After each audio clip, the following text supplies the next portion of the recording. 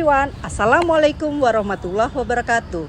My name is Ilan Nawangsari, NPM 253-13009 from Information Technology Program IT25 Employee Class Universitas Teknokrat Indonesia. This video is made as a requirement for the second quiz of Computer Organization and Architecture. In this presentation, I will explain one important topic in I/O processing, which is interrupt-driven I/O. Introduction to I/O. To start, we must understand that a computer communicates with external device through input and output operations. The CPU needs an efficient method to handle and transfer between I/O device and memory. What is interrupt-driven I/O?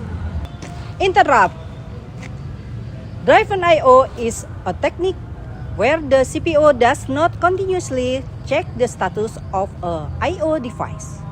Instead, the device will interrupt the CPU only when it is ready for data transfer.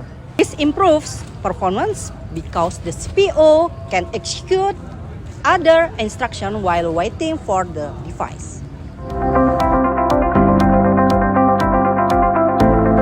Why do we need interrupt-driven I/O? In program I/O, the CPU keeps waiting and checking the device status. This is called pooling.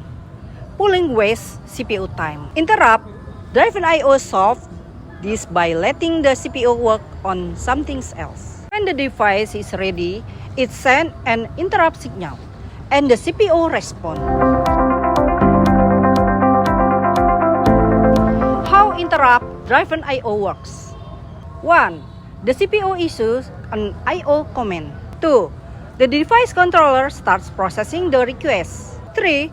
The CPU continues executing other tasks. 4. When the device is ready, it sends an interrupt request IRQ. 5.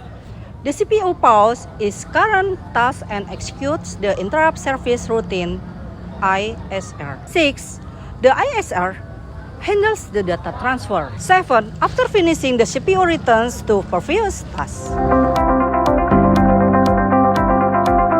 Advantages: better CPU efficiency, faster system performance, reduced waiting time, suitable for multitasking system, works well with high-speed and low-speed device. Disadvantages: interrupt handling adds overhead. Too many interrupts can cause bottlenecks. Requires more complex hardware supports. Real examples of interrupt-driven I/O: keyboard interrupts, most even network packets arrival, storage device read lines. Conclusions.